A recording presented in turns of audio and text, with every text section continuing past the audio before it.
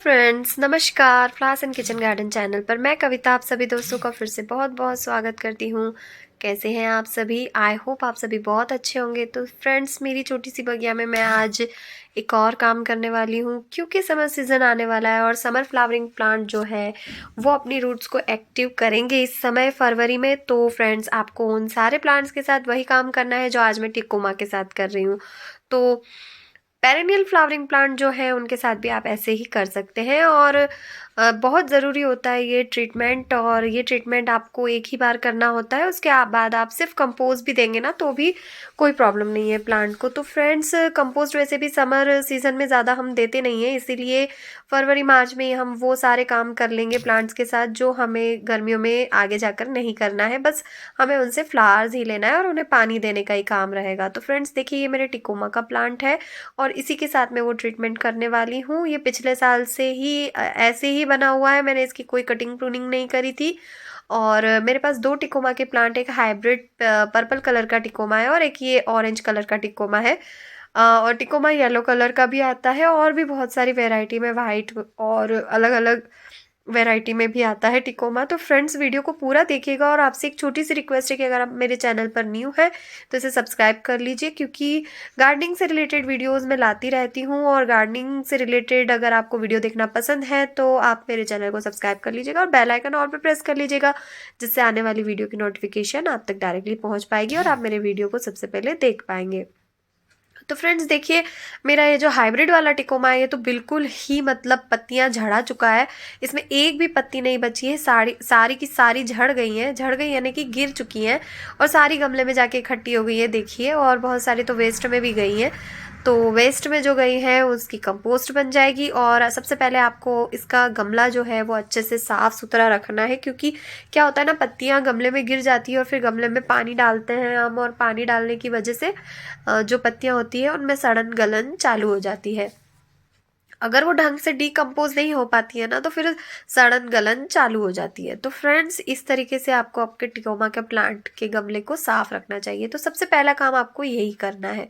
Friends देखिए, यहाँ पर आपको कहीं कहीं ग्रोथ दिखाई दे रही होगी टिकोमा की। तो अब बस इसी तरीके से छोटी छोटी ग्रोथ देखकर हमें ये काम फटाफट कर लेना चाहिए। तो यहाँ पर मैं उपयोग में लूँगी कटर का, और कटर को अच्छे से हम साफ कर देंगे और जो पतली पतली टहनियाँ हैं ऊपर से वो सारी हम कट कर देंगे, क्योंकि इनमें कोई जान नहीं है और ऐसे ही ये ज़बरदस्ती रहेंगी। और इनको कट करेंगे तो नीचे से जो प्लांट की ग्रोथ है और जो रूट्स है मिट्टी में वो और अच्छे से एक्टिवेट होगी और बहुत बढ़िया तरीके से ये प्लांट ग्रो होगा। तो हम इसकी हार्ड प्रूनिंग नहीं करेंगे, हम इसकी सॉफ्ट प्रूनिंग करेंगे, क्योंकि अगर आप पौधा गमले में लगाते हैं तो उसकी हार्ड प्रूनिंग करने से बचें। आप ज़्यादा से ज़्यादा इसकी मीडियम मध्यम आकार तक, जो होती है मीडियम साइज तक, वहां तक आप इस तरीके से देखिए छोटी छोटी टहनियाँ जो सूखी सूखी सी ऊपर से हैं वो सारी हटा दूंगी। मैं दोनों टिकोमा के ऊपर आज ये काम करने वाली हूँ, सिर्फ एक टिकोमा पे नहीं करूंगी। तो जहां तक ग्रोथ हो रही है वहां तक छोड़कर उसके ऊपर से मैं टिकोमा की कटिंग कर दूंगी। तो आप भी इसकी सॉफ्ट प्रूनिंग कर सकते हैं इस तरीके से। और फ्रेंड्स, माफ़ कीजिएगा अगर आपको रिकॉर्डिंग में थोड़ी प्रॉब्लम आ रही है देखने में, तो क्योंकि हम कैमरा नहीं पकड़ सकते साथ में, और स्टैंड पे रख दो तो फिर आगे से रिकॉर्डिंग अजीब सी होती है। बट हाँ, इस तरीके से आपको टिकोमा की कटिंग कर देनी है और उसके बाद क्या करना है वो आगे मैं आपको वीडियो में बताने वाली हूँ।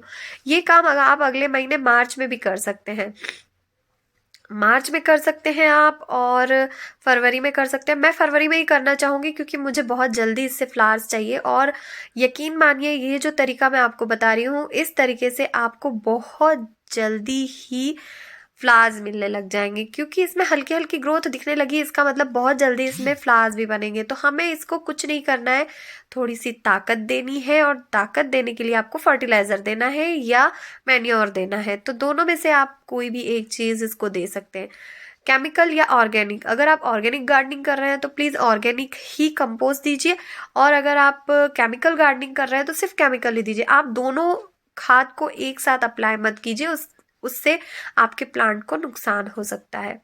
तो यहाँ मैंने अच्छे से अपने प्लांट की कटिंग कर दी है, और टहनियाँ मैं आपको दिखा रही हूँ जो ऐसी ही टहनियाँ निकाली है जिसमें कोई ग्रोथ नहीं है। बिल्कुल भी ग्रोथ नहीं है। इसी तरीके की टहनियाँ मैंने सारी निकाल ली है। ये देखिए सारी की सारी मैं टहनियाँ निकाल चुकी हूँ और जो टहनियाँ आपको दिख रही है उसमें हल्की हल्की सी ग्रोथ हो रही है। तो अब हम इस प्लांट को बूस्ट देंगे। और फ्रेंड्स एक बात और यहाँ पर बता दूँ कि ये ऐसा क्यों हो गया है प्लांट, क्योंकि टिकोमा एक ऐसा प्लांट है जो सर्दियों में डॉर्मेंसी में चला जाता है। बारिश में ये बहुत अच्छे से फ्लावरिंग करता है, समर में भी अच्छे से फ्लावरिंग करता है। बस जब ज़्यादा समर होता है ना, तो ज़्यादा समर के समय भी ये थोड़ा सा डॉर्मेंट होता है, यानी कि फ्लावरिंग रोक देता है। पत्तियां तो ये ग्रो करता रहता है। देखिए यहाँ पे अब मैंने कंपोस्ट ली है, रॉक फॉस्फेट लिया है और ब्लू कलर का जो है वो फंगीसाइड है। तो मैं हमेशा अपने फ्लावरिंग प्लांट को ये ही सारा सब कुछ खिलाती हूँ। और जो वेजिटेबल्स होती हैं और फ्रूटिंग प्लांट होते हैं उनमें मैं फंगीसाइड ऐड नहीं करती हूँ, क्योंकि ये केमिकल वाला है। तो फ्रेंड्स अगर आप ऑर्गेनिक फंगीसाइड चाहते हैं तो आप हल्दी पाउडर का यूज़ कर सकते हैं। इसमें रॉक फॉस्फेट ऑर्गेनिक है। और यहाँ पर अच्छे से मिक्स करके अब मैं 2 मुट्ठी भर के अपने गमले में डाल दूंगी। और खाद को आपको तने के बिल्कुल पास नहीं डालना है, तने से थोड़ा दूर किनारों पे डालिएगा गमले की।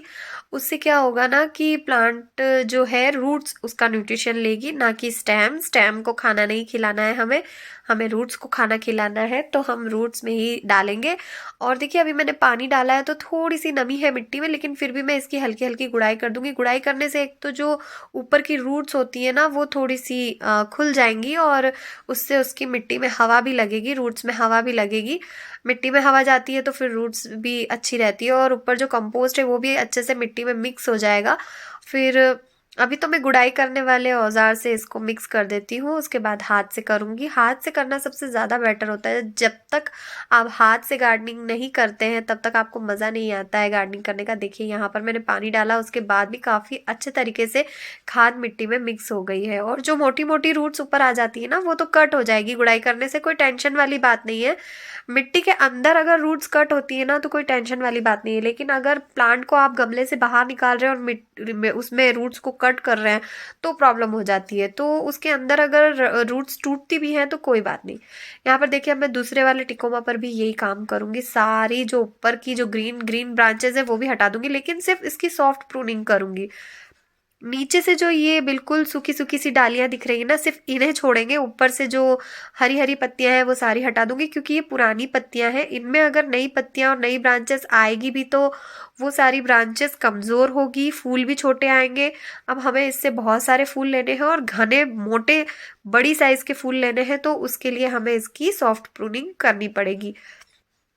अगर आपका टिकोमा प्लांट जमीन में लगा हुआ है तो आप इसकी हार्ड प्रूनिंग भी कर सकते हैं, क्योंकि जमीन में तो ये काफी बड़ा हो जाता है, एक पेड़ का आकार ले लेता है। तो फ्रेंड्स आप उसकी हार्ड प्रूनिंग कर सकते हैं। तो यहाँ पर मैंने ऊपर ऊपर से सॉफ्ट प्रूनिंग कर ली है, जैसे कि मैंने पहले वाले टिकोमा में करी थी। अब मैं इसमें इसमें भी उसी तरीके से फर्टिलाइजर दे दूंगी। तो फ्रेंड्स ये काम आपको अभी फरवरी में ही करना है। अगर आप फरवरी में ना कर पाए तो आप मार्च में ज़रूर कर लीजिएगा। इसके बाद आप किसी भी प्लांट की हार्ड प्रूनिंग या सॉफ्ट प्रूनिंग ना करें। और ना ही गर्मियों में आपको ज़्यादा प्लांट को फर्टिलाइज़र देना है। हाँ, अगर ज़्यादा समय हो जाए तो आप महीने में एक बार कंपोस्ट दे सकते हैं, लेकिन मई का जो महीना होता है उसको अवॉइड कीजिएगा। मई महीने के पहले ही प्लांट में फर्टिलाइज़र दे दीजिएगा, और मई महीना निकलने के बाद फिर जून में दीजिएगा। आप पूरा जो मई महीना होता है उसमें आपको बिल्कुल भी कोई भी फर्टिलाइज़र नहीं देना है अपने प्लांट को। आई होप आज का ये वीडियो आपको पसंद आया होगा। वीडियो पसंद आया तो वीडियो को लाइक कीजिए, शेयर कीजिए। मेरे चैनल पर न्यू है तो सब्सक्राइब जरूर कीजिए, बेल आइकन ऑल पर प्रेस कीजिए, जिससे आने वाली वीडियो की नोटिफिकेशन आप तक डायरेक्टली पहुंच सके। आप मुझे इंस्टाग्राम पे भी फॉलो कर सकते हैं, फ्लावर्स इन किचन गार्डन। वहां पर भी मैं अपने गार्डन से related videos and photos upload करती रहती हूँ।